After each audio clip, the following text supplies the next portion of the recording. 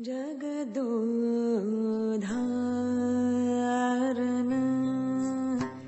ಆಡಿಸಿದಳೆ ಶೋಧೆ ಜಗದೋಧಾರನ. To all of you here, buona serata. Is it how good evening is there in Italy? Yes. I just Googled it and found out, and I hope I got the pronunciation right to all the friends in Italy. Vanakkam to all the Tamil people over here. And we have Laura Coppo. Is that how your name is pronounced? Laura Coppo, right? Yeah. So I don't get the Italian accent of the name. I get the very Tamilish English accent of Laura Coppo. That's what I get. So we're very happy to have Laura here with us. And Laura, of course, needs no introduction. And who is here is already familiar with the work of Laura Coppo. So to me, this session with Laura Coppo is a very important and an essential one. The reason being, if Laura did not come to India, if she did not visit Krishnammal, then we would have missed out on a greater chunk of humanity. We would not have had any reference to go back to in history, even after years together. Like, say 100 years down the line, if someone wants to know who Krishnammal is, it is only Laura's work that anybody can go back and refer into. So to us, to all the people from the Cuckoo movement and most people in Tamil Nadu, Krishnammal has been a greatest hope giver for all of us. Her life by itself has been a lot of hope. So anytime we go talk to her, she shares stories of her life so continuously that all of us think that there has to be somebody to record her stories even beyond. But Laura has already done that work. So whenever we meet Krishnammal, the only request is that she needs somebody to write her stories. That's the only request she has to all of us. She says in Tamil, தம்பி யாராவது ஒருத்தர்ப்பா நான் சொல்ற கதையெல்லாம் எழுதிட்டாங்கன்னா போரும்பா. That's the only request that she keeps always. So this session, the prayer of the session is that sincerely that somebody from the Cuckoo Conversations will be there with her to record the stories and to continue the stories from Laura's work and make it the second volume of the book, maybe. So that would be the greatest gift to humanity ever. So general instructions to all those from Italy and to all the people who are joining fresh for the first time. You will be seeing my face. My name is Kaushik and I'm representing the Cuckoo movement, and you'll be seeing my face or Laura's face, whoever is talking, whose mic is on.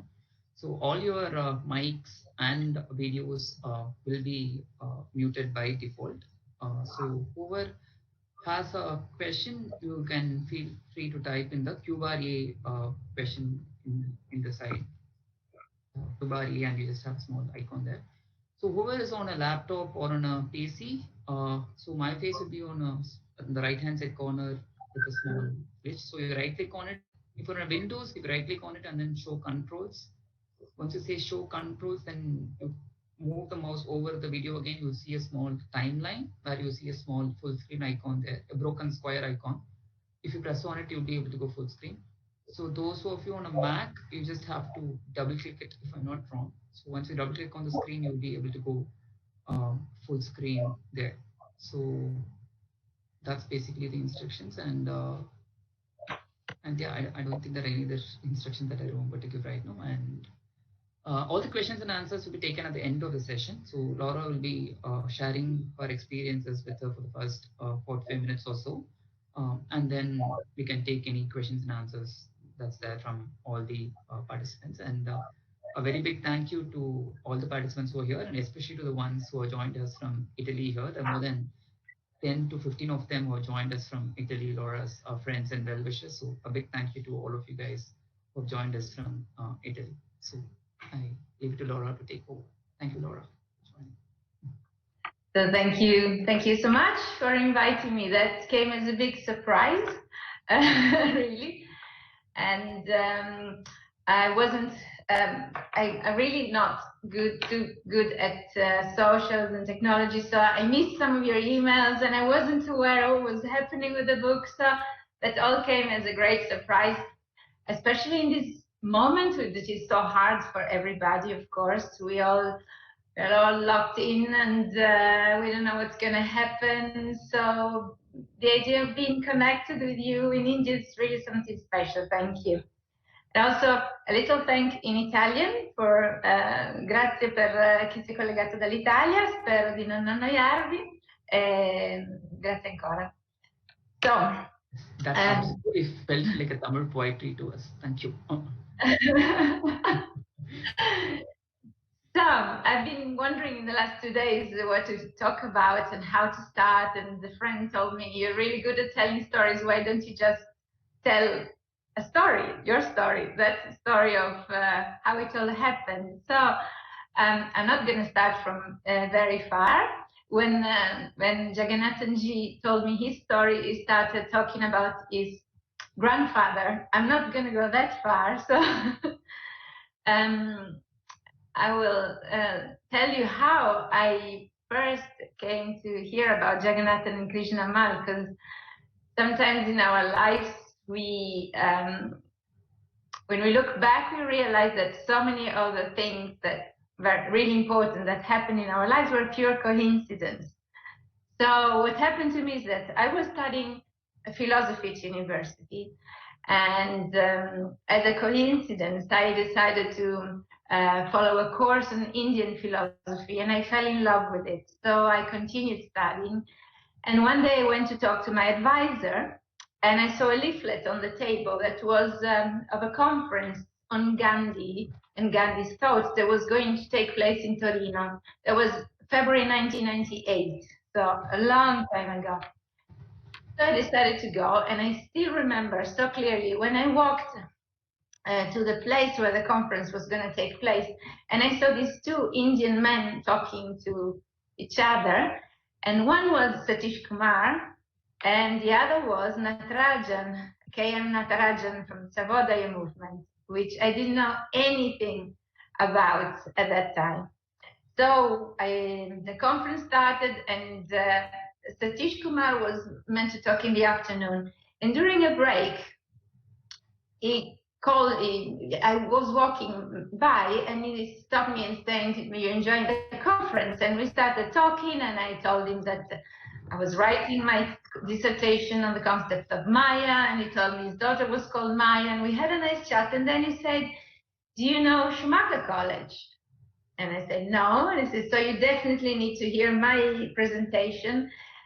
And I did, and that was completely mind-blowing. I mean, I was loving studying at university, but you know how it works is you sit and you hear and you study, and it's always on your own, and it's all purely theoretical. And then I had these men offering a completely different model of education that put together intellectual work and manual work and spirituality. And I decided I had to go to Schumacher College. So after my dissertation, I could go and spend 3 weeks with him and follow a course. And that was really amazing. And then I went to see the school that Satish Kumar had started in the north of England, the small school, which was completely different model of education, where the children could choose their own subject. They actually built their own school. That reminds me of a video I watched this morning on the Cuckoo school. And after that, I came back to Italy, and I decided to go and meet the people who organized the conference. And I ended up started working for their organization, which is a small organization in Turin called Centro Studi Sereno Regis, that has strong connections with India. And they are the people that knew Jagannathan and Krishnammal. They had already come to Italy. They came to Italy more than once for this peace march that is organized every year from Perugia to Assisi. So a good woman who works for this organization is a friend of Bhumi, Jagannathan and Krishnammal's son.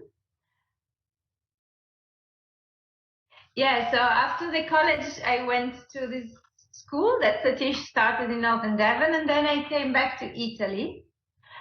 And I started working for the organization that is a Peace Research Center from Turin called Centro Studi Sereno Regis.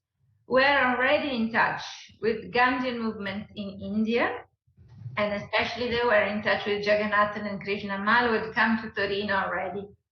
And so one lady who was in close connection with Bhumi Kumar, Jagannathan and Krishnammal's son, when they told me that Bhumi had expressed this wish, that he said many people wrote about my parents and different aspects of their work and their activity, but nobody ever wrote a complete story of their life, and it would be so great, we would love it so much. And this lady thought about me, and they offered me this opportunity, and I was so happy, and worked quite a lot before, did lots of research. I was in touch with lots of people in India, in England, in the States, all the people that were connected to Jagannathan and Krishnammal and their work. And then in October the following year, I left to Tamil Nadu. And it was my third time in India, but it was a completely different experience, of course. And I still remember arriving and arriving at Gandhigram train station and in this jeep full of children, because all the children from the hostel wanted to come to pick me up. So that was really great. And I spent the next 5 weeks doing this extended interview, which worked in a very, very different way with the two of them. So with Appa, with Jagannathanji, he was recovering after a long period of fasting. He had this prayerful penance against shrimp farms, and he was recovering from that. He was still very, and I was expecting, because everybody was telling me he's very weak and he's very tired. And when I met him, he didn't seem tired to me at all. So he was so willing to work with me and to tell me his story. So every day we would have an hour session with him telling me, asking questions, but mostly with Jagannathan, he just explained and spoke. And I was taping. We still had tapes. That was 20 years ago. So more than 20 years ago, I had the tapes, and we did the work very regularly. With Amma, it was nothing like that. I had to run after her all day, and she would start telling me things in any moment when I didn't have a pen, a piece of paper. And so I ended up having things written everywhere, you know, a box of medicines and little bits of papers I could find everywhere, because and then I had to sit down and try to put them to place and ask them questions again, because she just, when something comes out of her heart, she has to boom, say it. And so one has to be really ready to write down, and it was an amazing time. We stayed in Gandhigram for some time. Then we went to Cuckoo, so I could meet all the people of the organization and left the organization. We toured the villages, and the villages that were affected by the shrimp industry. So I could talk to the fishermen in Nagapattinam, and then we went to the villages to meet the farmers who had their houses burnt down from the shrimp farms owners and the gundas, and so it was very touchy. Krishnammal was an interpreter for me. She did everything, and And then we spent the last few days with Satya and Bhumi, and then I left. And then I had these, I think it's 10 tapes, 90 minutes each, of interviews, and I spent the following months writing everything down and try to give it a shape. So because so many people know Jagannathan and Krishnammal, and so many people are were willing to get this book published, we found the Italian publisher very, very quickly. And then Amma wrote me on a piece of paper the name of some friends around the world to contact. And I did, and in a very, very short time, we had the English version of the book as well. Then at a certain point, I received the package from India with a book. Of course, I couldn't read anything, and then I opened and there was my picture. So I guess that was the Tamil version of the book. In Italy, many people were interested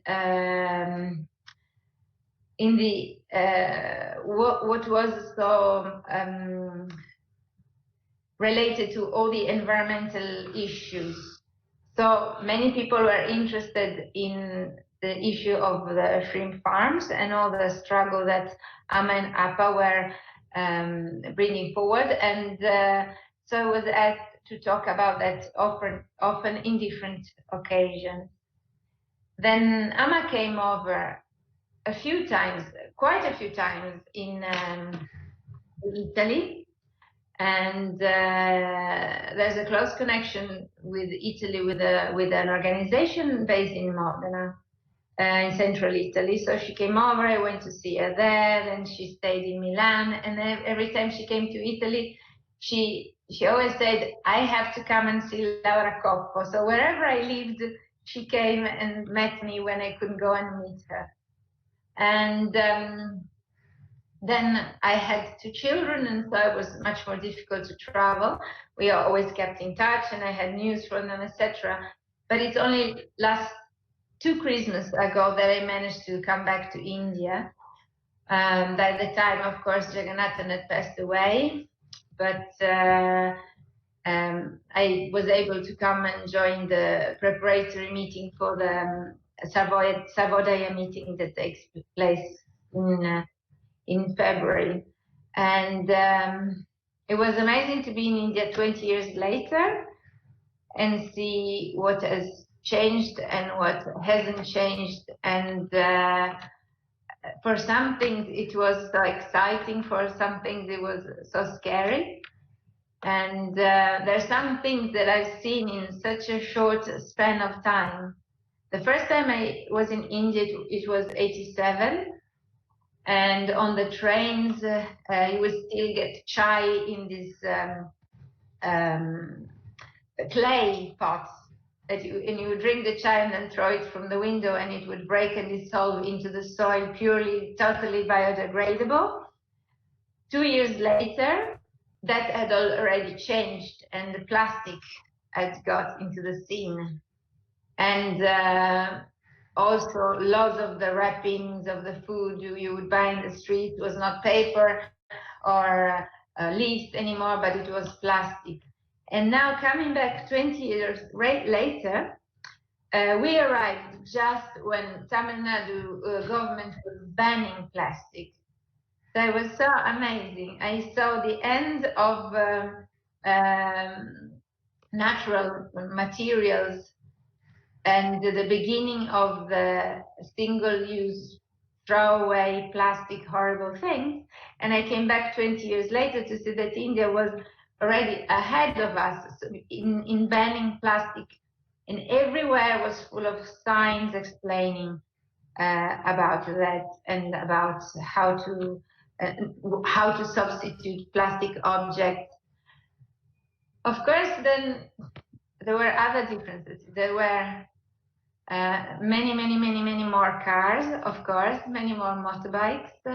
And one thing that is really, it's a minor thing, but it indicates, says a lot, is that the first time I was in India, all the tourists were Western tourists, and now instead in India there's Indian tourists. So all the families from the north coming to places like we were in Kodaikanal and in Munnar, etc. And it was a big change, and it was a bit scary for some things, because on one hand, being in Gandhigram and seeing the Gandhigram University and seeing how many people are committed to bringing forward Gandhian ideals in a modern interpretation, and it's really possible and really important to. I mean, you can really follow on Gandhi's ideas and make them relevant for everyday's world.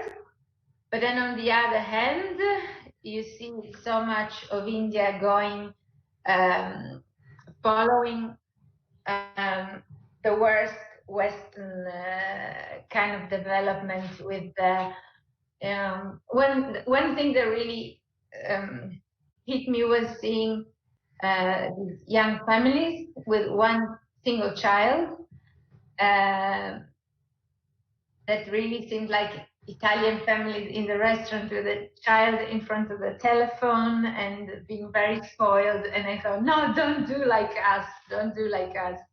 When, it's such a joy when one is in India to see the children running around and still being able to walk in the street.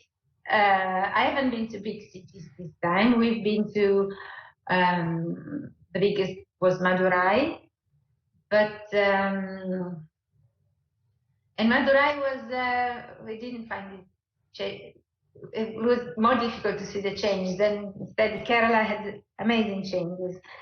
So it was, I spent lots of time thinking how all this amazing work that Amma and Appa did, how it was possible to bring it forward, how it could be relevant for this world that is changing so fast. And there are really so many ways. I mean, you with the Cuckoo School, you're showing the way towards education. There's small examples all over the world. I mean, the Schumacher College was so mind-blowing and is still happening, and now they've got this network that is all around the world. So you got these Schumacher sprouts in Brazil and in China, in Japan, everywhere. And you really see how, because it's, for me, after all these years where I've done lots of studying on nonviolent movements, Gandhian activism, and then back in my place, I joined environmental groups and struggled so hard to try to find the way to get more people involved. And it didn't really work. I have to say that I've seen so many failures, and taking a step back, I can see what the mistakes were, and what are the strength points. And I keep going back to Jagannathan and Krishnammal's work and see how relevant it was, and how Gandhi's principle of non-violence and the whole civil disobedience is still so relevant. And I'm so excited to see this group, this environmental group that started a few years ago, Extinction Rebellion, that refers directly to non-violent action and non-violent techniques for their actions.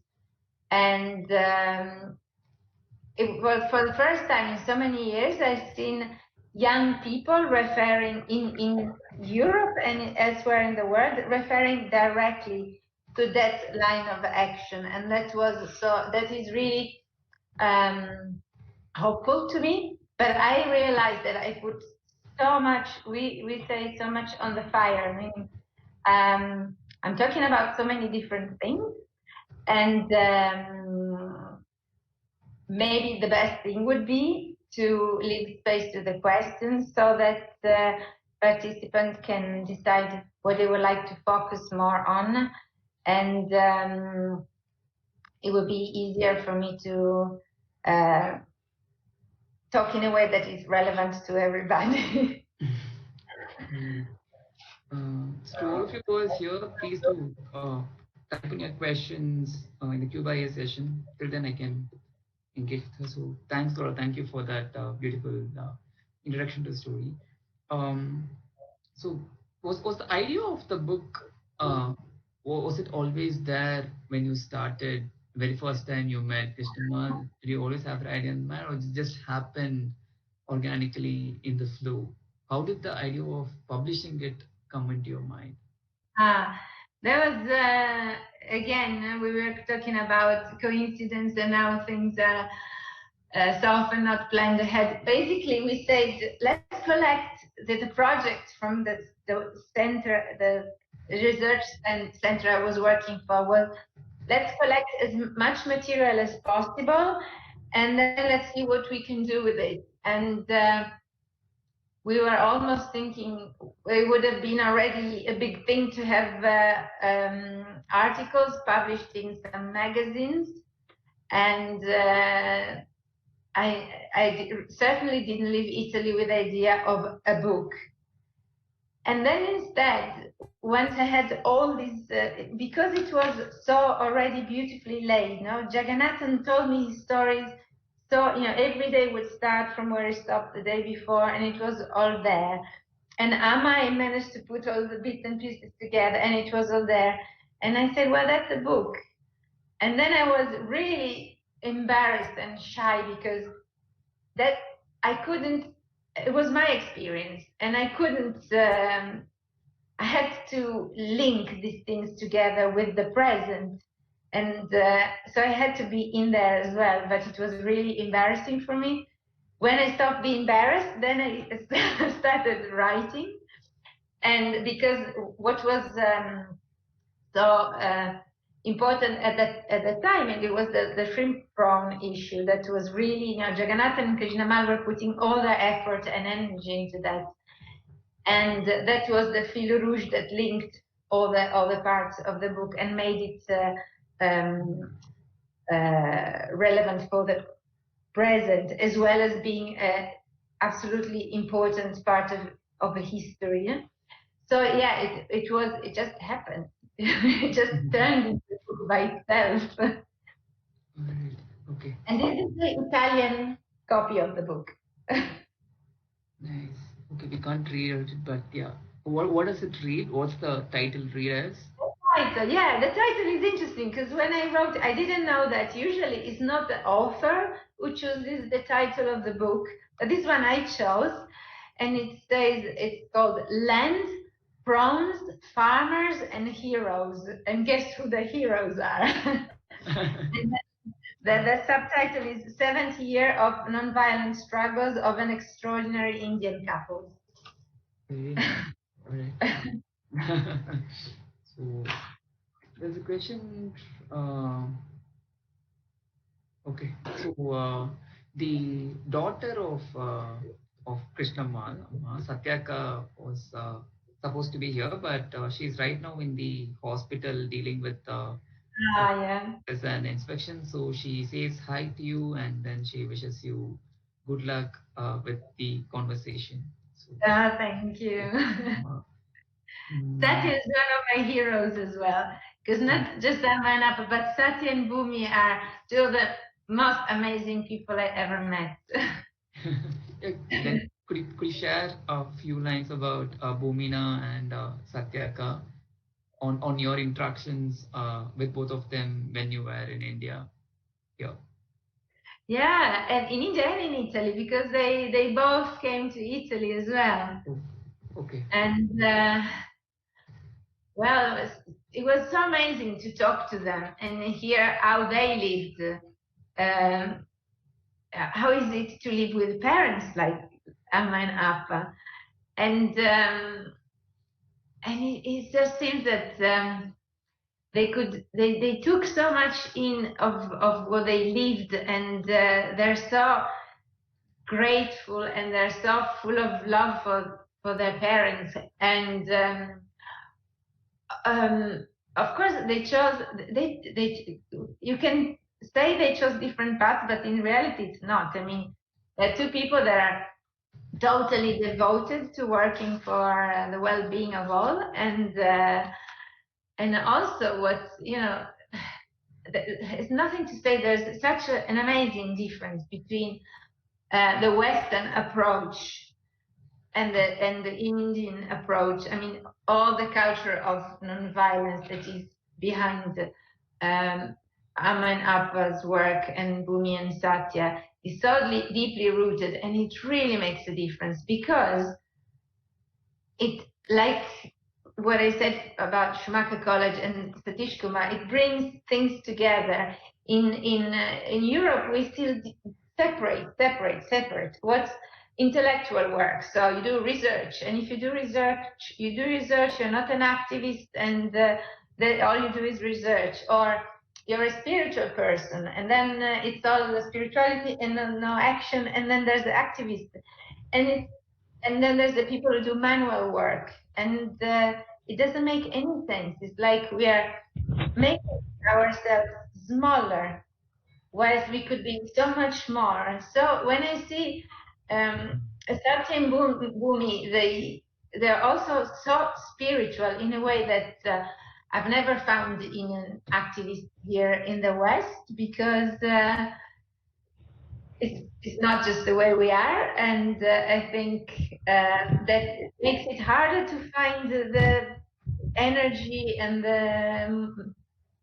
not the motivation, but one thing that I always find is that many of the activists I met in the West are amazing people, but they suffer so much. They've got anger, they suffer, and there's also, I think, because of our culture, a good measure of useless self-sacrifice.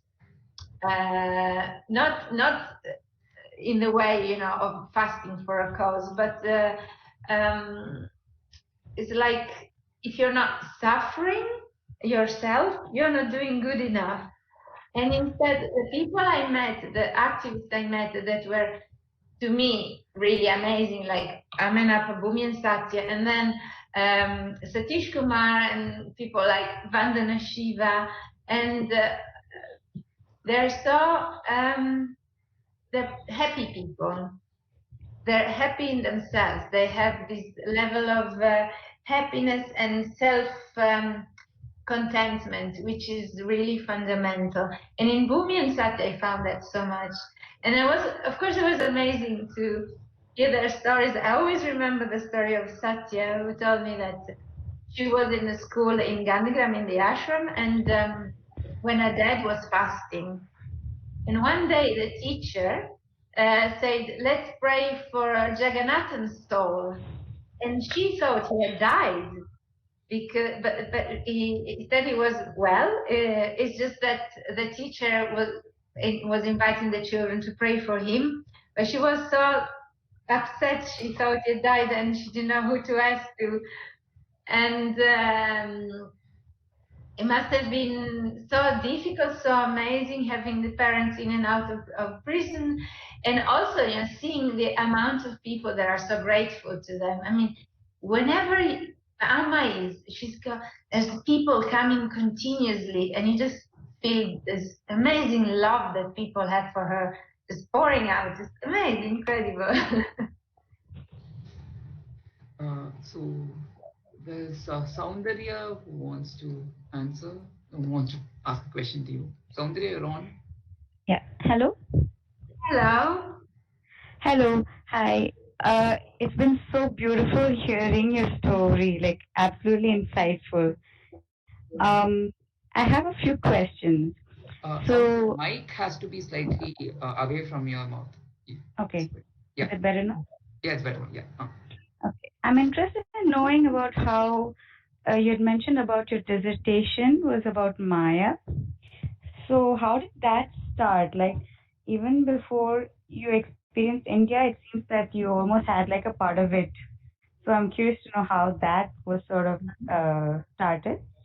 And another question is, how has like your experience in India, the people, environment, and culture further reflect in your life back in Italy when you're back? Even though the context has completely changed, was there anything that you sort of uh, continued in your lifestyle or something? Okay. So the first question is, it's funny how I came to study Indian philosophy because um, there was this course that we could choose. There was an optional class on Indian philosophy, and it was about the goddess in Indian literature, and I was just curious, and I followed that course, and I loved it so much, and I absolutely fell in love with a movie that the teacher showed us. It was an old movie of Shiva, Lord Shiva and Parvati, and I had never seen an Indian movie before. And just when I saw those dances, I thought, I've got to know more about this. It's so exciting. So, and that's how I continued, because to write a dissertation with this teacher, I had to follow more and more classes on Indian philosophy. And also, that's something I forgot. And also, a course was on contemporary Indian history, and it was based on Gandhi's struggle for independence. So that's another thing I had to study. And the concept of Maya was, of all the things I studied, was the most intriguing to me, and it still is. And I see so many. It keeps coming back in my life whenever I think of different situations. Then I tell myself, "Oh yeah, of course, the word is Maya," but not in the sense of an illusion. It's more complex than that. But also the idea of all these powerful ideas that are coming up now in the environmental movements, of interconnectedness. No, before we were separating man from nature, and even environmentalism was about man saving nature, as if nature is different from man and man is separate from nature. And now instead we're talking about how everything is interconnected and how everything is made of the same matter. So, everything is a manifestation of Brahman. Everything is made of the same matter, is made of atoms, is the same idea that keeps coming back. So I was really fascinated about that. And then my first trip to India was as a tourist, just purely tourism. And the second time I went to Kerala to visit a yoga teacher that worked in Torino for 40 years, and then went to live back in India. And that was my first experience with staying in a family in India. And that brings to the second question. Basically, every time I come back to India, I miss India until I come back the next time, because there's so many. Italy and India have got quite a lot in common. The importance of family is changing in Italy, but it's still, compared to Northern Europe, for example, is still very strong. And there's so many cultural things like food, the importance of food, of sharing food, which is so important, even in the whole big picture of the sustainability issue. If people still cook, and it seems like for us it's normal, for Indian people it's normal, but there's cultures that don't cook anymore, so they buy food that is made in factories, and that is not food, that's something different. And but I see when I'm in India an openness to whoever comes from the outside. You know, I always walked in Hindu temples without ever feeling like I was not in the right place because I'm not Hindu or because I'm a foreigner. And I had this feeling everywhere I went. And the fact that you go for, in Italy, when you go for supper, you bring some presents, and instead in India, you go away with presents. So there's this warmth that I miss then every time I come back.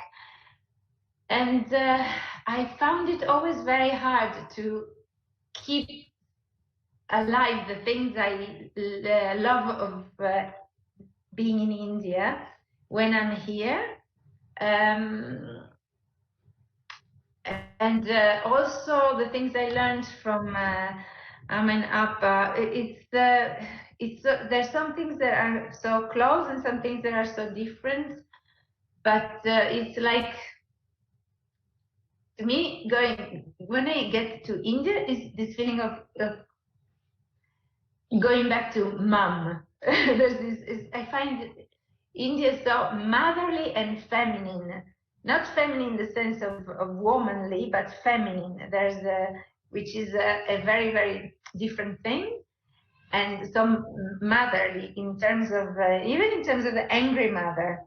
So there's so much of I remember me and my daughter when we were in India, the first New Year's Eve 2 years ago, we ended up in this Durga temple. We didn't know, and it was really, it's the goddess again from the beginning when I started learning about the goddess, and then it comes back. So many things keep coming back in my life, and they're all related. And I don't know if I answer these questions, but there's also the aspect of spirituality that it's very difficult to find anything here in the West that is slightly related to the spirituality of in everyday life in India, because here it's a separate thing. Okay, now it's time to be spiritual. Let's have a yoga class, and then back to business. And it's not. So maybe my personal attempt is to try to bring things together, and that brought to important things in my life, like I can't have a work that is purely intellectual, or I always try to do something where I can do a bit of everything, some practical things, something that is more intellectual, but I always need to have my hands in something solid as well. I don't know if I answered the question. Yes, yes, you did. So the question from Sivagurunathan from Notebook. The question is in Tamil, so I will translate that as much as I can in English. So first, he thanks, he expresses his gratitude for introducing Krishnammal and Jagannathan to us through Colors of Freedom to all of us. So a big thank you for that. That's the first thing that he says. The question that he has is, what was the starting point or the start of your journey in the Gandhian path, if you may call it so, and if being in a city like a country like Italy, which is a very consumeristic and civilized city, how did you start moving or taking this path, and why did you choose this path? And how is the chosen path leading you till date? How is the chosen path that you've taken years ago? How are you able to stick towards on the same path, and how is it leading and guiding you? Is the question. Yes, this feeling of after translating that question. So, one question. I was thinking about, because, you know, sometimes when we think about our lives, when I think I've done so many bits and pieces that are apparently so different. You know, I worked in this peace research center, I did this book, and then I started working in environmental education, and then I started, and then now I run a B&B and I translate books, but so it seems that are different things, but then they all come together, and there's a line that connects them all. And when I think what was the first experience that brought me to a certain path is something that I just realized recently. When I was very young, about 17, 18, I lived in near Turin. Turin is a big city. Well, it's a big city for Italy, which is a tiny city for India. We've got about 1 million people. And at the time, it was a very industrial city. And most of the people worked for the Fiat factory, making cars. It was a very gray city where people used to go to work and come back and stay at home. And it was really not very lively. And young people didn't have much choices. I mean, to meet and spend time together, there were discos. I mean, all the entertainment for young people was needed to spend money. It was all about, you know, paying to have fun. And by coincidence, I met instead a very, very different reality that was of a group of young people that occupied an empty building that was owned by the government, and it was empty. It was a nursery school. It was empty for 20 years. They occupied that place, and they started offering it was like a social center for people to go and spend time, and they organized concerts and conferences, and they sold books, and they had their own record place where people could go and play music. And I spent lots of time there, and it was a very, very politically, it was very specifically oriented. It was but the idea that you can decolonize your head from the market economy, and you don't need to, you know, spend time, your free time, in pre-organized spaces where you pay to drink, or you pay to watch a movie, and you pay to play music. You're always paying, and you're in this loop. You have to work, and then if you work, you don't have time to, you don't have free time, and you don't have time for your family, and you work more to make more money, and we are in this loop in the West. So, in that, there were people that broke that. They said, no, we don't want any of that. That's not our life. It was, you know, at an early age like that, seeing people that thought differently. That was really, really, really fundamental. And then I met people that thought differently with Satish Kumar and the Schumacher College. And then I met people that thought differently with the nonviolent movement. And then India. So I ended up being so lucky to meet so many people that thought differently. And am I living a different life to most of the people here in the West? Personally, I don't know. I mean, I've got different values from the mainstream, and most of the people I spend time with do as well. I mean, it's like, to me, the feeling, even now with this coronavirus situation, it's really interesting. I don't know what people say in India, but here you got two groups of people. Some people that say things are going to change. This is a horrible experience, but we're all going to change for the best. This experience brought us back into ourselves. It made us think about what's really important to us, what are the real things that count, what is important. Is it so devastating that we can't spend time in a shopping mall? Is it so devastating that we can't go and buy a pair of shoes every 2 days? Or is it more important to see that we have friends around or families, that we can connect to other people? So some people think it's going to be good. Some other people instead are just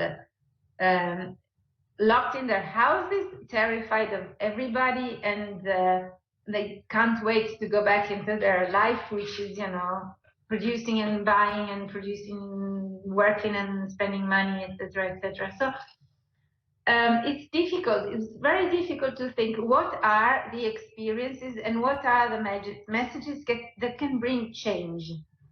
So far, most of the messages I've seen haven't been effective in the big scale. Maybe there's no need, because one really interesting thing about this Extinction Rebellion movement it was born in England, spreading, is that they did a precise research on what were the movements that really had any impact. And one was, of course, Gandhi's freedom movement. Then it was Martin Luther King, and then so they studied precisely, and so the most effective were nonviolent movements. And at the end, it's not that they had everybody following them. They had a certain percentage of the population, and that was enough to bring the change. So that's really fascinating to me. Now, of course, they've started doing lots of things. Then with this emergency, everything is stuck, and we'll see what happens next. And again, I don't know if I answered the question. I think you are answering a lot of other questions that have not been asked. So thank you for that. So there's a question from, sorry, lost the question.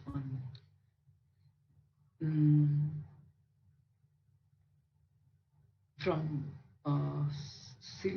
Sylvia Bergonzi. Oh, I think I know this girl. Yeah. So her question is, what's the difference between the educational system of the small school in England and the school that you saw in Gandhigram or any other so-called Gandhian school of thoughts, Naitalian school of thoughts in India? Are these two schools comparable? Is the question that she has raised. One part of the question I can't answer to, because I don't know much about the programs of the schools in India, like the schools in Gandhigram and the other schools in India, the kind of, say, alternative schools. But there certainly are many similarities, also because, Satish Kumar comes from that tradition and that school. So the idea of bringing spirituality into the schools, which doesn't have to do with religion, but with the meditation, with the prayer before eating. I remember at the small school in Hartland, you had these little English children reciting the Gayatri mantra. That was so beautiful. And the idea of the importance of manual work, and also not having, one thing that I find horrible in schools is that you have these children having people cooking and cleaning for them. And they can leave a mess on their desk, because then they have a cleaning lady coming and cleaning after them. This didn't exist in the small school in England, and it didn't exist in Gandhigram. The children were cleaning their things, that were taking care of their things. We got this thing of the cleaning ladies in schools, which is such a, and also mostly are still women. So it's such a bad message we give to our children, that they're doing their learning, they're doing their intellectual work, and then they've got the ladies who cook for them and they clean after them so they can leave a mess. It's really, how can we think of bringing good adults to the society. When it takes 10 minutes to tell the children, okay, we finished the lesson 10 minutes earlier, now you clean your things and leave them nice and clean. And then the people come and they clean what is not safe for children to do, like windows or something. So, yeah, so the thing of putting together manual work, spirituality, the learning, and the children are, I don't know, this is what I don't know about India, but in England, there were some subjects they had to study because then they could take exams and continue studying in universities, but many subjects they could choose. So that was another very important aspect. We tend to think that we need to know a bit of everything about everything. Maybe instead, after the first years of school, if you can focus on something that is more relevant to you, that is you feel is more closer to your heart and to your aspirations, that maybe it's best than being forced of, we have this at school, this 1 hour of this and 1 hour of that, and the children don't study because it's just for 1 hour. So we could do best with that. So those are the main differences and affinities that I can see in the two systems. All right. So there's a question from Paramaguru. His mic is not getting connected to ask. It's a longer question. I'll try to ask that. So I'll read out the question. So it says, hi Laura, I had read your book translated by Cuckoo a few months back in Tamil. So thank you so much for delivering the book. Your comparison of Nandi with climate change was amazing in the book. Since you had talked about Atman, Mayavada and the Brahman, may I ask you this question? How far is the philosophy of a land important in bringing up environmental consciousness in the people? I repeat, how far is the philosophy of a land important in bringing up environmental consciousness in the people? That's the question. The philosophy of, sorry, how important is the philosophy of? Of the land. Oh, okay, of course, yeah. Yeah, I mean, this.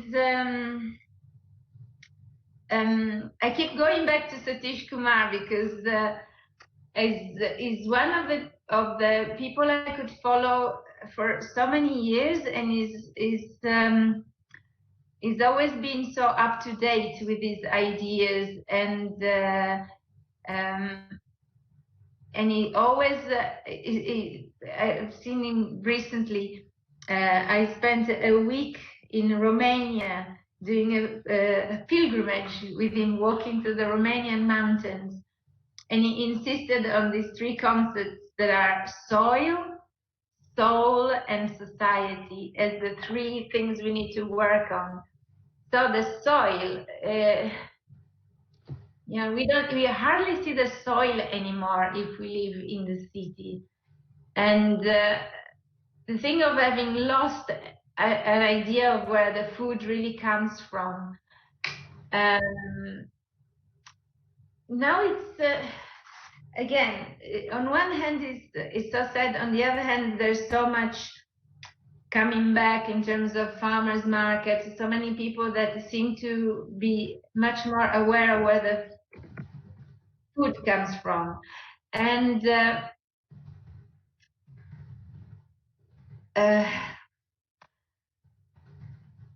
the soil seen as we've seen the soil as something to exploit, to produce as much as possible, and all the things that happened in agriculture in terms of exploitation of the land, chemicals, herbicides, pesticides, etc.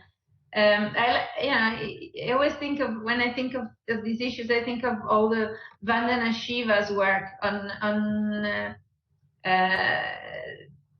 preserving the purity of the soil, not killing. I mean, it's been so. it's I don't know, talking about Mother Earth, talking about the soil, however you wanna call it, but what nurture us. We've been so abusive, and we've been so dangerous, and we've been so uncaring, and we've been so detached. I mean, now I've started translating a book for the publisher I work for, which is exactly about that, how we need to bring back the connection between people and soil. Without that, it's really difficult to think about any sustainability in society if we don't have an awareness of what we are really depending on. We think we depend on the market economy. Now we depend on the soil because we can't eat money, and it's obvious to say, but so again, it goes back to the issue of interdependence between us and the soil or nature or Mother Earth, however we want to call it. I think that's all right. Okay. So, next question is, do you think the amount of awareness or the consciousness that you have about the environment is also mainly because of meeting with Krishnammal and Jagannathan, or were you always this even before meeting with them?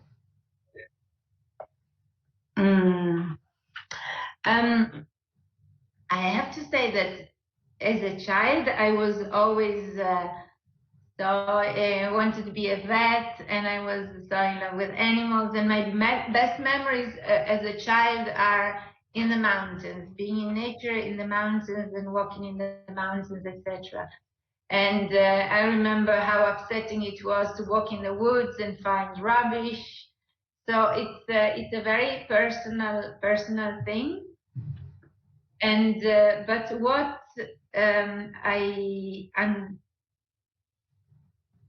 what was a big change with meeting Jagannathan and Krishnammal was feeling so much the connection between environment and the people and the society. I mean, this understanding how this whole issue of the shrimp farms worked. You know, that you spoil the land, and that brings to disruption in the whole community. I mean, you do a little thing which is, well, not little, I mean, it wasn't a small amount of land that was used, but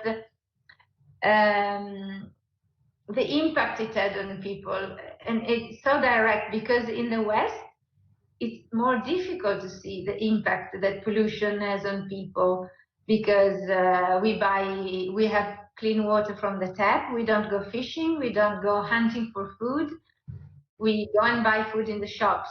And also this whole problem with the air pollution that is making us die in hundreds is not so visible. It's not that you breathe and die immediately. And seeing instead these people who lost their livelihood because of this rape of the land. So you had it directly. You couldn't look anywhere else. You had this prawn farms, and you had the people who lost their job, their livelihood. They couldn't go fishing anymore. They couldn't go looking for herbs anymore. They didn't have water anymore.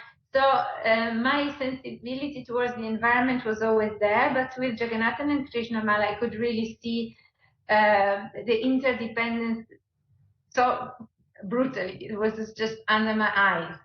We are doing something horrible, and just, you know, a few people make a lot of money, and so many other people are completely, they lose completely their means of subsistence. So that was the big difference.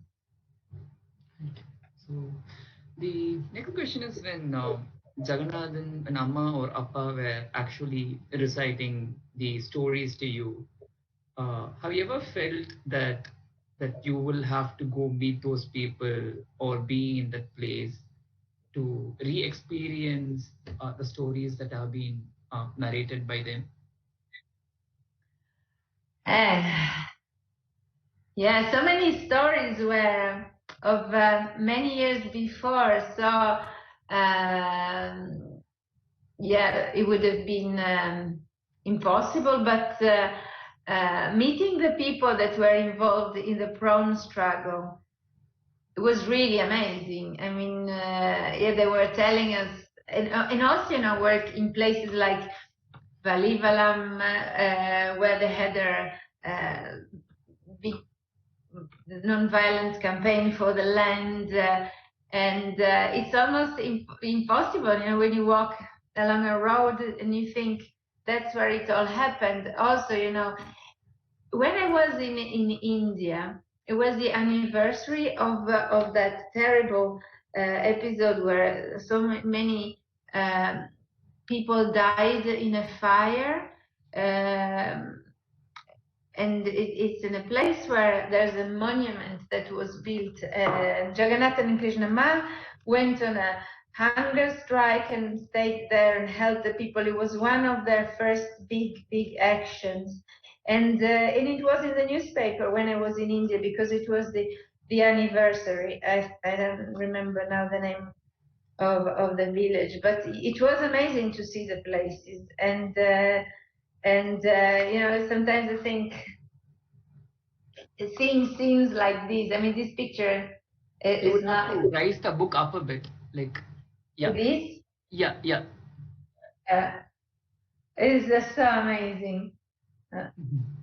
And then meeting the people that were with them when they did this thing was really something special.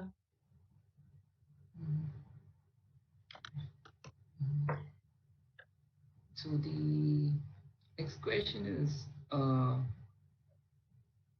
from Parani. So the message is asking us, the question is, what is your message to the youngsters and the students on the idea of Gandhi? Ooh, there's so much. Yeah, I mean, So why there's you think that they should read Gandhi, or follow or not follow Gandhi according to you? there's so many ideas that are so I mean, the idea of the village community, the idea of having small scale economy, that then, you know, the idea of small is beautiful, Schumacher again. There's so many thinkers that went back to this idea. If we have big organizations, they have to be centralized. There has to be a central control, and then the way to make decision can be only through voting and having a majority that decides. If you have a majority that decides, we know how it works, how politicians are able to manipulate votes, and how the culture, the way that education can bring society one way or another. There are so many possibilities of manipulation. Smaller communities, in terms of, you know, decision-making processes, in terms of sustainability, seem to be the way. I mean, the world just seems to be going in a completely different direction, but that direction seems to be completely wrong to me.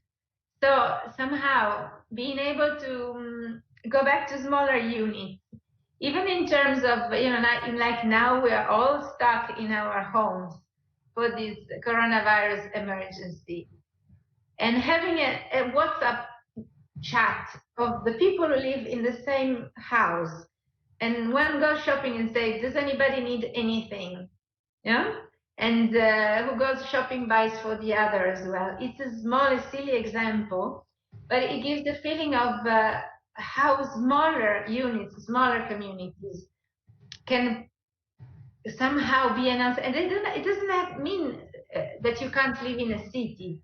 But the city is made of small parts. In Italy we call them quartieri. So go back to a reality where there's a neighborhood, and that neighborhood somehow becomes a bit more a political unit as well, that can have an impact, be aware of what happens around the corner, and be able to make decisions or influence decisions on where they live, not just a huge centralized system where you feel so disempowered. I think that there's so much about what I learned from Jagannathan and Krishnammal and Gandhian ideas is so much about self-empowerment, and feel that you can make it. Of course, you can make a difference. You count, and if you connect with people in smaller units, maybe that can be the difference. And then this is one aspect. The other aspect to me is the whole thing of the civil disobedience as a way to deal with what we find unfair. It's so powerful. It hasn't been, there's so many struggles that I followed in these years in Italy for different issues, and they were all very, very noble objectives. But this idea of civil disobedience, where you work on yourself and on your anger, and then when you're ready to do anything. We had this conversation with Satish Kumar in Romania about civil disobedience, and how it's the last weapon. Weapon is the wrong word to use, but it's the last resort. But it's so powerful that if you really learn that people can be impossible they've got to win. And learning to non-violence at the deepest level. It's something I always think about is that Krishnammal, for example, when she had to deal with landlords were people, so she could really move their hearts. And in fact, the fact that she's now in good terms, that she led all these massive campaigns against, is amazing. But there were people. Now we face multinationals, we face invisible powers, is so much more complicated. But I think that technique is a winner. So I would think the two messages that to me seem more relevant is one, the tool of the civil disobedience to be internalized at a much deeper level, and the idea of bringing things to back to a human dimension. How to get there, I don't know, but it's not my job.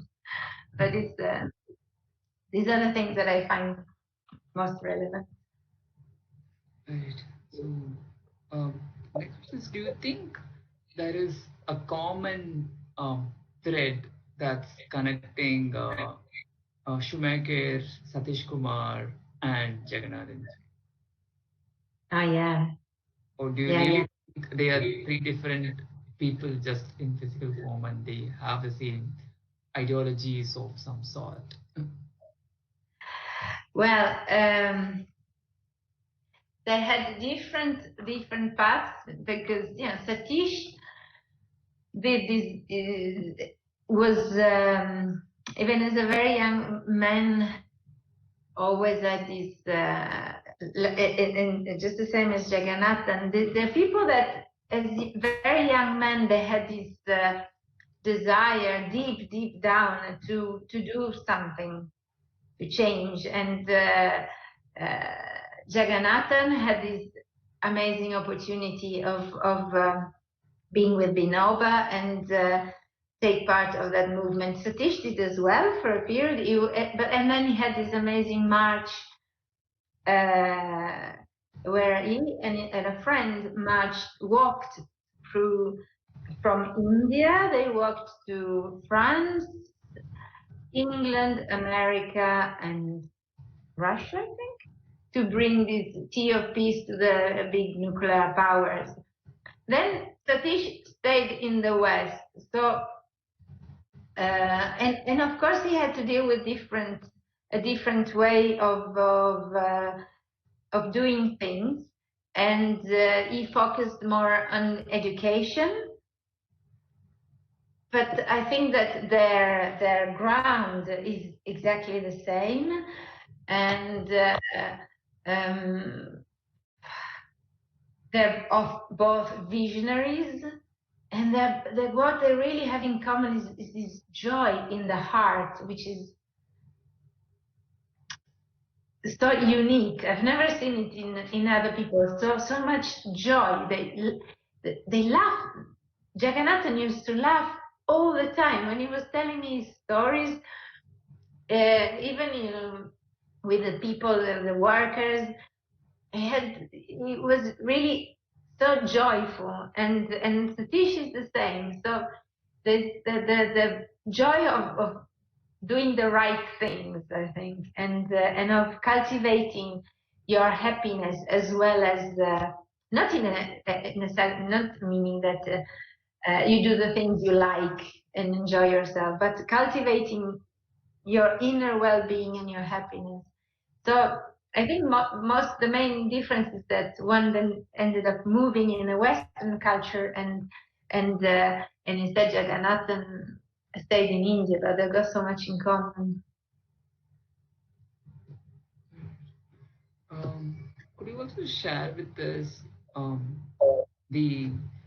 some stories that you have censored from writing in the book, that you didn't write in the book, or you didn't feel it was appropriate enough to write in the book and you had it for yourself? Well, the stories are mostly to do with me getting driven crazy by the heat and by having to chase Amma around all the time. It was really, oh my God, I remember, I think the first night I was staying in this little house in the workers' home. There's this guest home a few meters from the house, and I was staying there. And I remember, I think that the first night Amma came and brought me food, and then laid on the bed, and then she said, okay, you eat, and I start talking to you, and I just wanted to write everything she said, but I was eating, and it was always like that with her. So I managed to remember a bit, and then I always had to ask her, when was that, where, because she's such an emotional storyteller. So she, and that was, yeah. There weren't many stories that I didn't write in the book. Now I'm thinking, but yeah, it was mostly me struggling. So I remember one funny story, but it doesn't have to do with Amma and Appa. It has to do with relationship. See, that's something irrelevant instead. How Indian people are less scared than us Westerners about everything. It's something that's another thing I love of India. You are so much less scared than we are. Also because there's some extraordinary physical phenomena happening in India, like you have the ladies on the motorbikes sitting sideways and not holding, and they don't fall. If we try, we die at the first turning. So we arrived in Kotur, and there was this little house where we were going to sleep, and it had a roof with tiles and a little veranda. And then one day I was sitting there, and I saw a snake climbing up the pole and going on the roof. So I was a bit worried because I was going to sleep in the house. And I said, I told one of the workers there was a snake, and he said, asked how he looked like. And I described the snake, and he said, no, don't worry, it's not a cobra. We don't have cobra here. There's a nest where I live, but there's no cobras here. So I asked him, where do you live? And he pointed and said, there. So it was just a few meters away. So for us, if an Italian went to the mountains and knew there was a cobra 100 kilometers far, he would say, there's cobras here. But he meant, when he said here, it meant in this few meters square. And this time, when I arrived in India, we were welcomed by the family of one of the Krishnammal's workers, and we stayed with them in their place, and had a walk in the ground, and there was a little cobra in this garden. And we were with the daughter, who was a girl in her 20s, and she was not scared at all. She said, well, if it becomes a problem, then there's guards that are trained to take them away. So this thing, but the thing in couture, really made me think. We're in the West. We've grown so fearful. We're scared of so many things, and it's so relaxing to be in a place where people are less scared. And I don't know where it comes from, but I think we are more and more and more scared. And now with this coronavirus thing, I think that our level of being scared is gonna shoot up, and I don't know how we're gonna scale down from this fear. But it's also, I think in India there's so many young people, and this brings a different energy. In the West, we are kind of old and a bit depressed and a bit.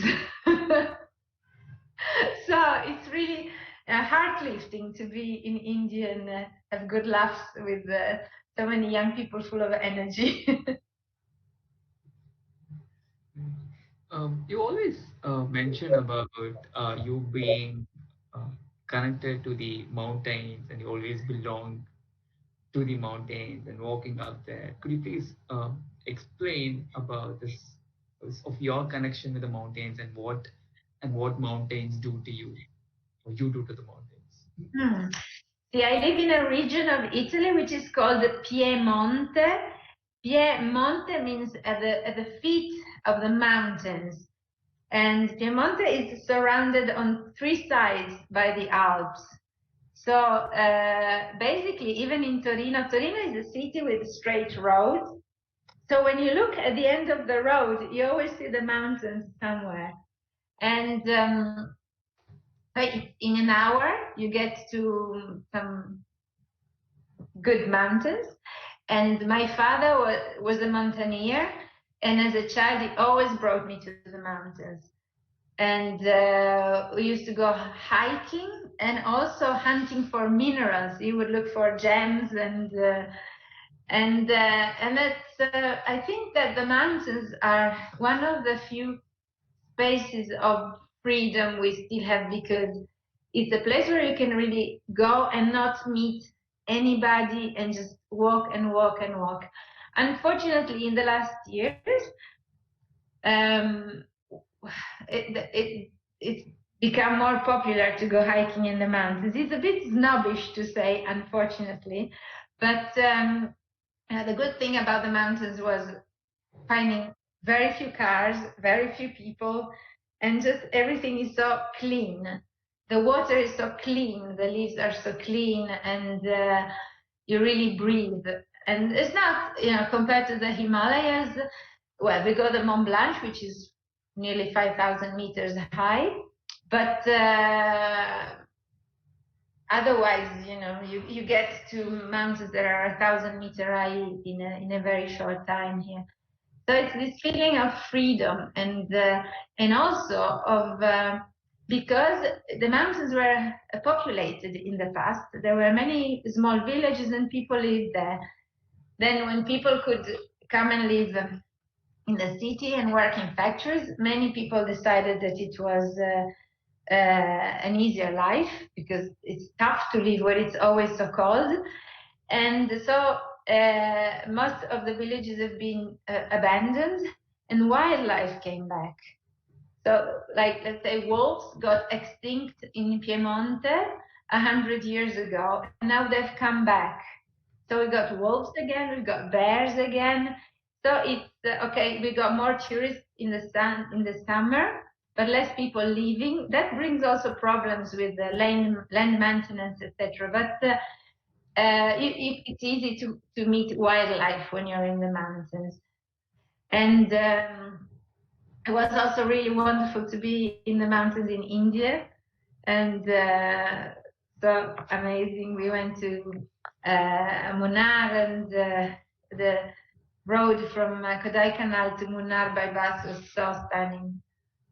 I wish we could have hiked more, but if you don't know the way, you can't really go, and be the tourist who gets lost in the mountains is not. So this question from Paramaguru. So I'm reading out the question. It says, you mentioned Vandana Shiva, who speaks about ecofeminism and the worldwide destruction of feminine knowledge of agriculture, which evolved over 5,000 years. How is the current trend in Europe regarding women getting back into the agricultural field? And also whether any efforts being taken to preserve the feminine agricultural knowledge in Italy? Should I repeat? No, okay, thank you. Women in agriculture are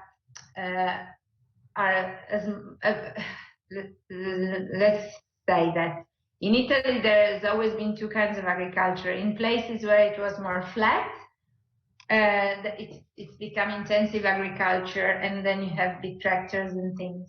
But then because Italy is so mountainous, and there's also lots of small-scale agricultural realities, and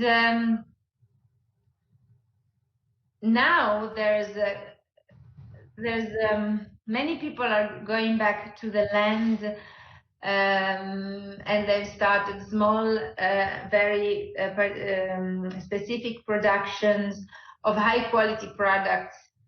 And it's mostly educated people who move from the city to back to the country or to the mountains, because they don't like their lifestyle of industrial world anymore, and they want to live a different life.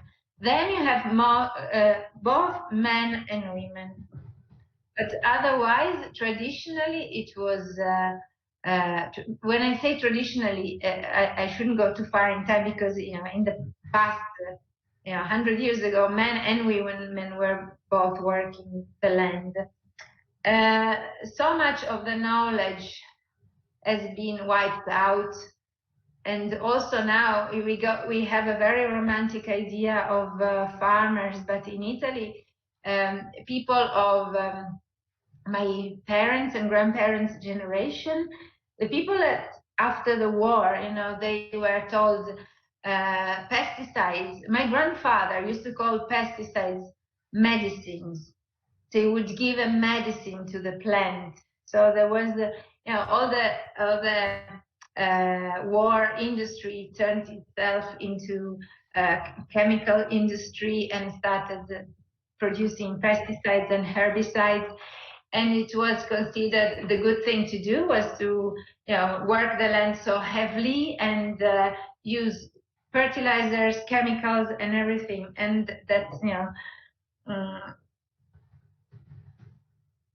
that wiped out most of the knowledge, of the traditional knowledge of agriculture. So I can't say, from what I've seen, I lived in the country for 20 years.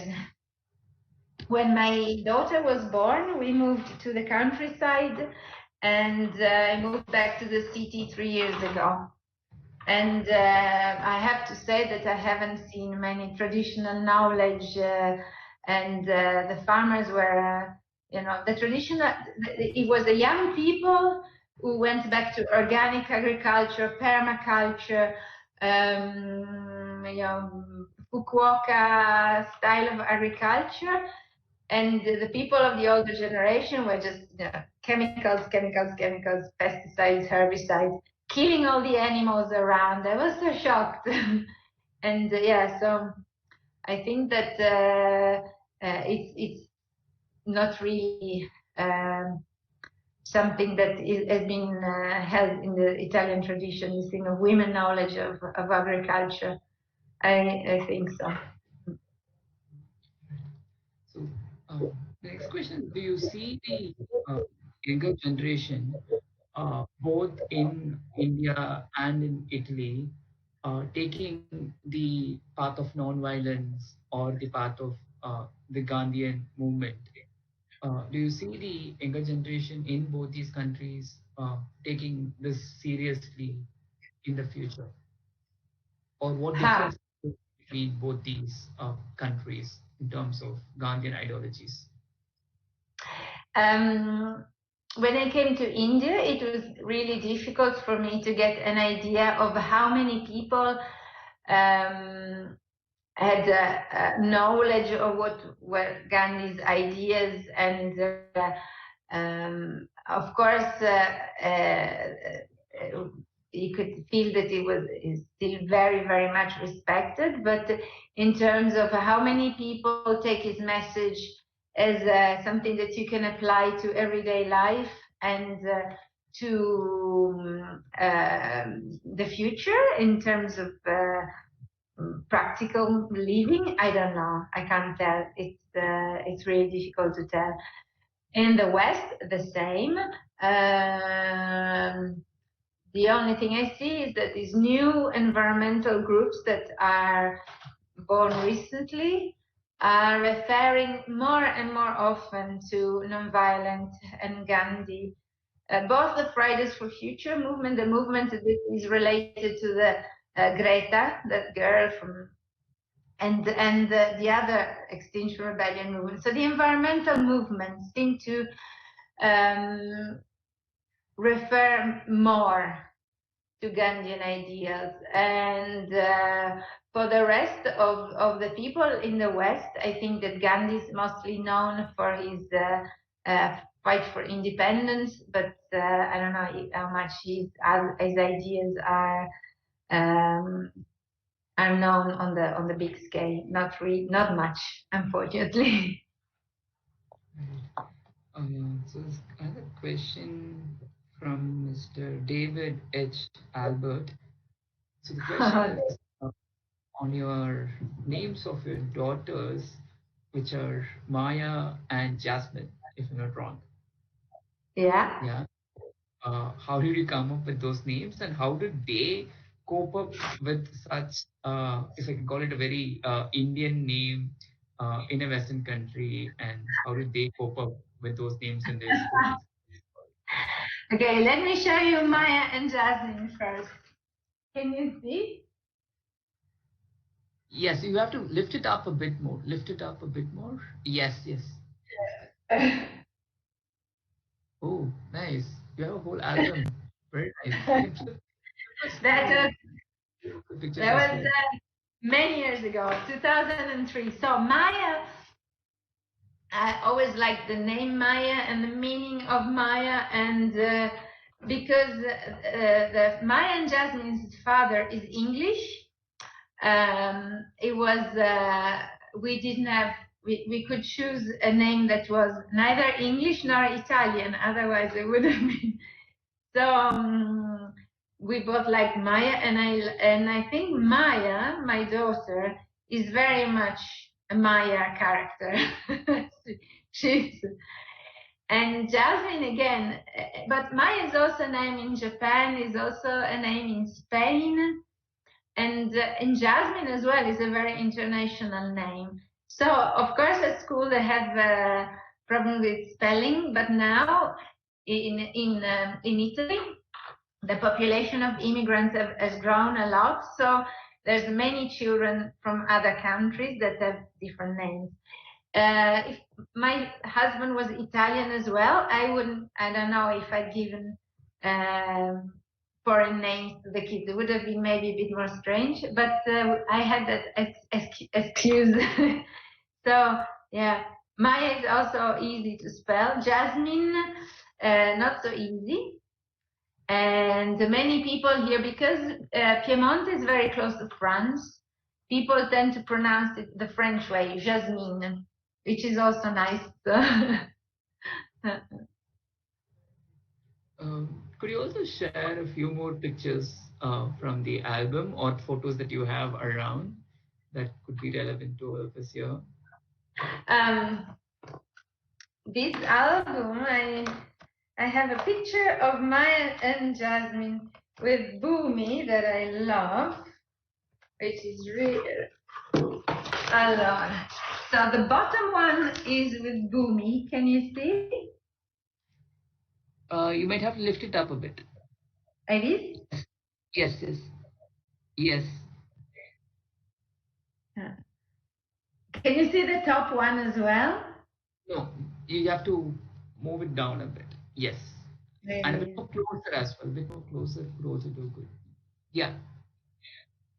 So the top picture is Virasamy, who used to work with Krishnammal, and I was so sad to hear that he passed away. And I remember this day, it was September 2005. Amma came to Italy and he was with her, and we went and meet them in near Milan. And Virasamy spent the whole time on his floor playing with the children, and they just were in love with one another. It was wonderful. And then I remember he cried when we left. And I have a good picture with Satya that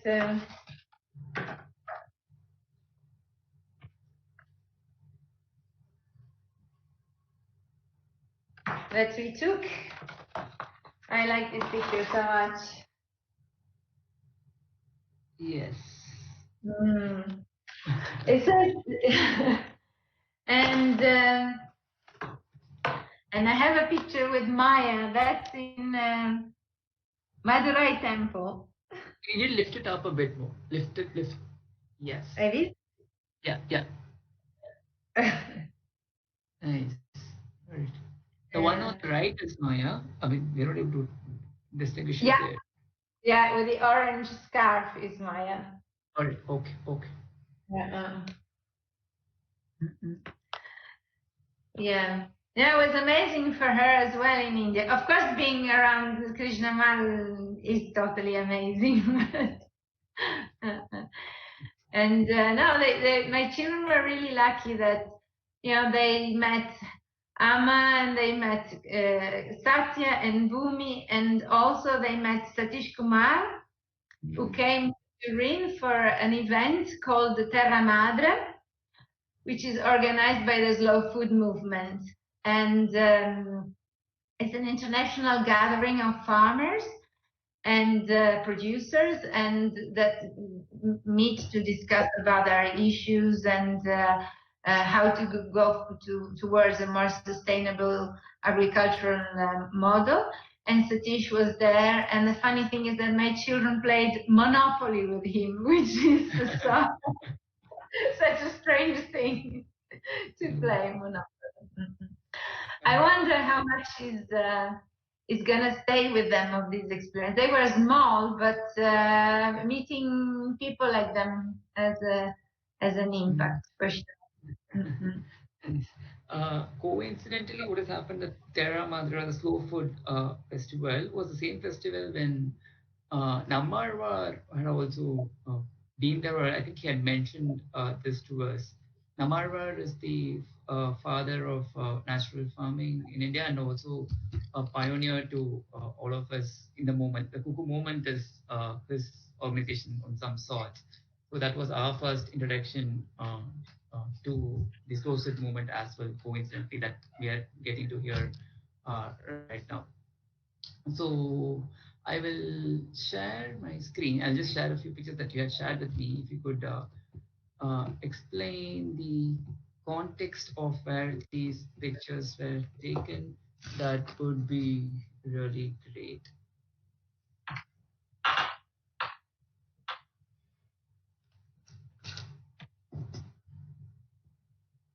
Do you see my screen? No, I see you. You see me, is it? Yeah. Do you see me now? Do you see the screen now? No, No? I see you. So you will have to exit the full screen. Okay. Okay, this is to all Yeah. the Oh, yeah. so all the participants request to exit full screen for you to be able to see the screen share. Yeah. So this is a picture was taken when I last was in India, and that's a family who came to visit, and so we all went and sat at that Jagannathan memorial.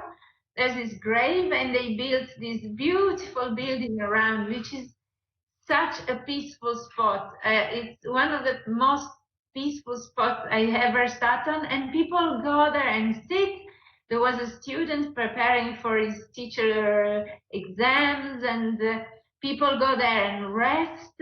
And there's parrots flying around. It's really beautiful. And every time there's guests coming to Gandhigram, Amma brings them there, and she was talking to this family, to these children, showing them pictures of her constructive work, and it was so amazing because, of course, the children were so fascinated, and she takes time for everybody.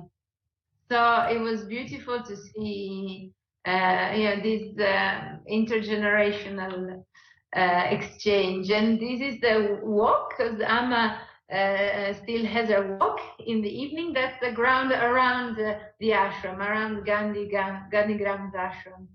And Bhumi goes there often, especially in February when they prepare this meeting, with this Sarvodaya meeting that is held at the anniversary of Jagannathan's death, and Bhumi coordinates and helps, and it was really good to be there. I couldn't be there for the actual meeting, but for the preparatory meeting it was good. And I have a dress on that Amma gave me, because that the day we walked out of we were staying in the university. When we walked to the ashram, it started pouring down with rain, so we arrived soaking wet. And so she gave me her dress, and I've got this precious thing now. Oh, that's me in a small temple, socializing with the local fauna. All right. And that's a picture we took when we went for a walk with Satya, and there were people working with the sugar cane, and Maya took this picture. All right. And that's Satya.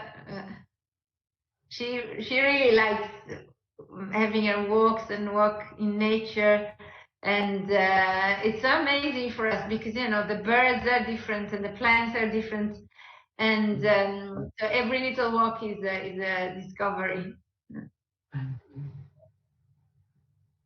And that's the Gandhigram ashram. It's such an amazing place. The building is so beautiful, so welcoming. The way it's been built, it's always cool and fresh, and there's so much history behind. It's been, hearing the story from Appa, the way, and that's where we would sit. Appa would sit on a like a line chair, and I would sit on the floor and take notes. And he told me the story how him and his reverend he worked, Kaitan worked with him. They started from clearing the land that was full of brambles and spikes and thorns, and clear the land, and then they slowly built this this constructive workers' home, and it's still so beautiful, and it's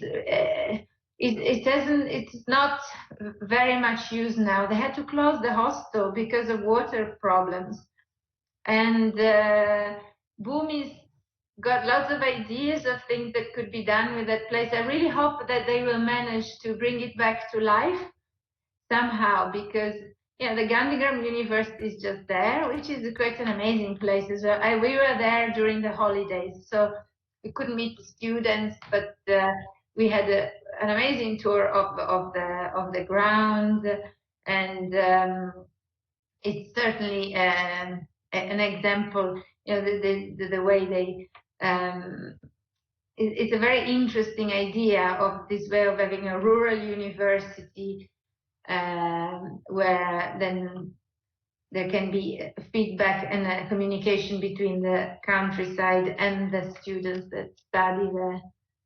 So it was an experience. It was interesting to see. There's a question from Vijay Bharati.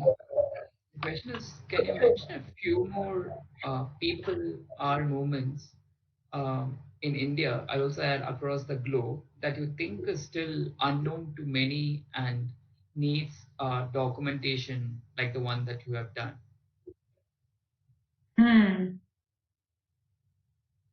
I would know myself, because there's so many, like if I think about Italy, there's so many small scale realities. And one of the thing I was thinking about, and when I was writing down notes of things that came to my mind that were relevant to say, it was that there's so many people doing great things, but there's so much isolation. There's so often, families that have these. They're so brave, and they leave everything and they move out of the city, and they start working the land or have their own enterprises. But it's really hard. So hard if you do it on your own. So there's many different realities, and some people don't. At the end, they have to give up, because for a family is too much. And if you're trying to, do organic agriculture and live of it, and there's only 3 people, it's too much. So this goes back to the question: is that there's many small scale movements, and sometimes so small that people don't even hear about them. So I wouldn't know of any other reality. Of course, in India, there have been. I think there have also been things written on the Cuckoo movement and other movements that relate to the environment. There's also Vandana Shiva University in the Himalayas, etc. But and the new movements in the West that I find so interesting, this Extinction Rebellion and Fridays for Future, they're still very young. We have to see what happens. I'm really excited. They're looking good. I hope that they will be able to stay away from politics in the sense of political parties, because I hope they're going to stay independent and continue with their own work, like Lafti always did. Jagannathan never got involved in politics, and of course, the movement was strictly was very political, but nothing to do with political parties. So that's good. We are nearing the end of time, so maybe I'll just take 1 or 2 more last questions. So the question is, what are your tools and practices that you follow every day to keep you grounded and hopeful during times of despair? Difficult question. I think maybe for the first time in my life, I'm understanding what it means to live in the present. If I manage to stay in the present, like all my yoga teachers were trying to teach, and like all the spiritual practices teach, to stay in the present. If I stay in the present, I'm healthy, I have food, I have a house, I'm with my daughter, I even have a dog now, so I've got company, and it's spring, so it's warm, and so the present is really good, the present moment if I stay. But then as soon as I go a step back or a step forward, if I think about the future, it's really scary because we don't know how long we're going to have to stay here, and we're really starting to miss people. We're really starting to miss friends and walks and fresh air, and but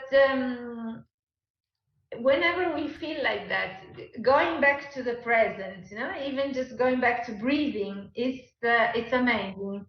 And in everyday life, it's difficult because you always can find distractions. When you're a bit upset, you can always find distractions. And instead now, there's no distraction. There's just you and the house. You can't look at, you know, you can't go out with friends. You can't go for a walk. You have to stay. Another thing that I never had before is a routine. And you know, both me and my daughter have quite a routine, and that also helps because I don't have an empty day in front of me.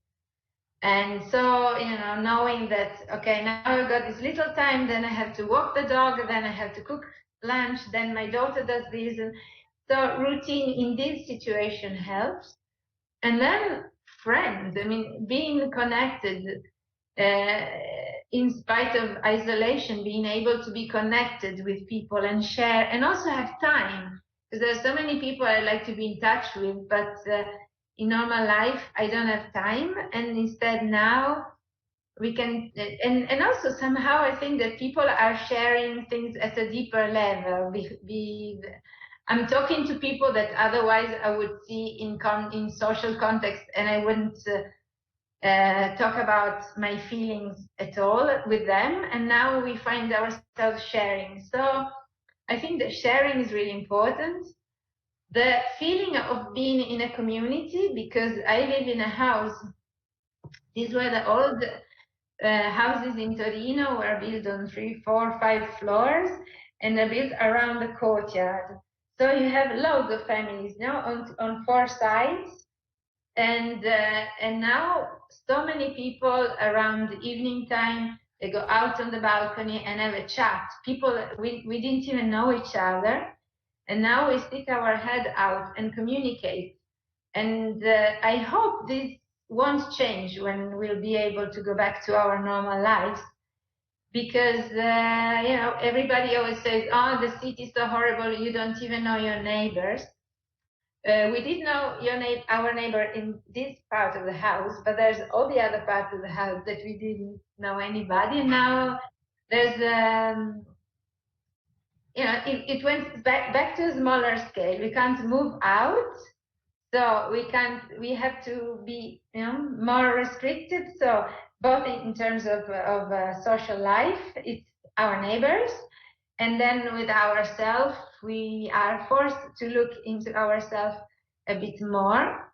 And but it's very difficult. I find it, of course, now it's been a month and a half or more, and the idea of you know, for the first time in my life, understanding what it means to have your freedom taken away, boom, like that.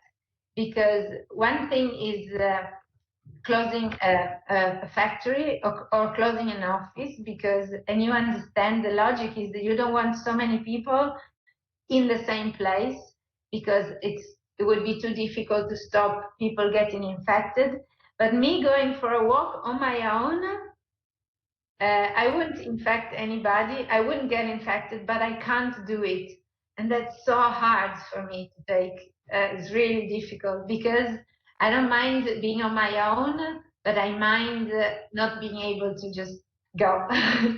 So it's getting tougher. I really hope we're gonna see the end of it soon. Alright. And so this is the last question that I'll take myself. Could you give us 5 books that you think is a must read, and those books that have inspired you or empowered you through your life, and you think, irrespective of the age, you think these are must read books for everyone? I'm looking at my library right now. It's difficult because there were some novels that were so amazing and some other are narratives, but yeah. What can I say? Because mixing novels with fiction with non-fiction, it's difficult.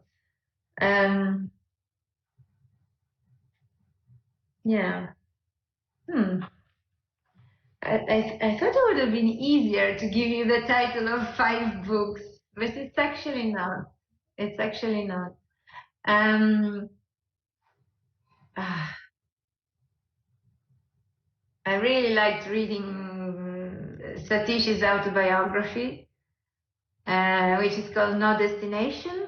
No Destination is the English title because when they published it in America, they say they never publish books that start with the no. So they gave it another name. Okay. Yeah. I've been rereading recently a book which is very, very, very political, and it's an Italian author called Enrico Malatesta, and it's a dialogue between different people with very different political ideas. It's at the beginning of the century, end of the 18th century, beginning of the 19th century. And that really has, because it's a dialogue between people that are trying to understand their positions, it's written very simply and clearly, and I really, really like it. But I don't know if it's, well, surely it's translated in English. And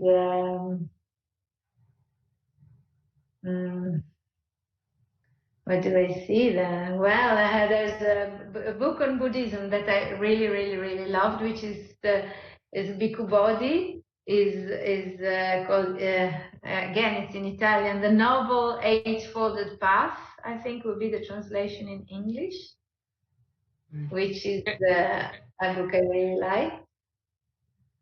And always looking at my library.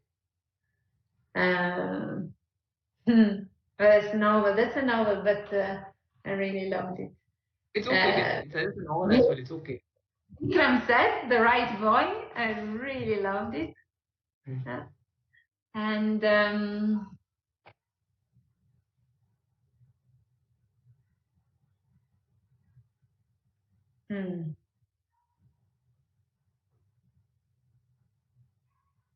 yeah, I think these are the ones that come to my mind again. If I find more ideas, I will write them down to you. All right, that should be great. All right. So this last thing that I wanted to share with you, this I have got on my personal messenger from more than 10 people to, and mind you that all of them are all women, and they want to tell you that you are very, very cute. Thank you. And you have a very, very admirable laughter. So whoever asked me to tell, I have done my duty as a moderator. I have told her that she's cute. So thank you for telling, and thank you for being a very, very, very happy person that makes all of us happy in the session. Really, no, nobody would have expected an author of such a serious book to be this happy person, but you have proved all of us wrong. And thank you for spreading so much joy and happiness for the last 2 hours with us. And thank you all for joining, and thank you to all the friends in from Italy from joining Gracie, if that's what it's called in Italy. That's perfect. Yeah. Thank you all for joining from Italy, for all the friends here. So I have the same request that I make at the end of all the session. Please do write about this session. Please do write about the works that Laura has taken. Please write about Laura. Please do write about what you feel about the session, because that's the only way that we feel that your message can reach a larger audience, and that somebody else who may not be aware about Laura's work will surely get to know about her work. So please do write. So I have been getting these comments from a few of my friends saying that we are not used to writing at all. So I'm not looking at a very formal piece of writing. I'm just looking at 4 words on your Instagram status or your WhatsApp status or on your Facebook. Just 4 or 5 words. I'm sure that you can write that. I feel like so many other things. So please do try and push yourself to write few words about the session that will mean a lot to all of us here. And yeah, thank you so much once again for joining. And thank you, Laura, for being patient with all of us for the past 2 Thank hours. you. It's good. It was really, it was good. It was fun. Thanks for all your questions. And I think I hope it wasn't confusing. There's so much to say. There's so many issues. When you talk about people like Amma and Appa, there's spirituality, there's activism, there's history, there's everything together. There's the present, there's the future, the past. So it's easy to maybe put too much together, but we didn't have a specific subject, so it's good. It was an open conversation. It was great. Keep in touch. Let me know what happens in India, and next time I come over, I've got to come and visit the Cuckoo School. Thanks, Laura. Thank you so much. That'll be our pleasure and honor for you to come there. Thank you so much, and looking forward Thank to you. it. Thank you all. Have a good night. Thank you. Bye. Bye. ಸೂರಯಮುದೇ Kannamma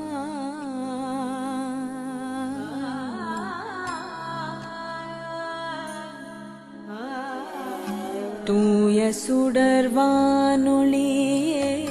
சூரயமு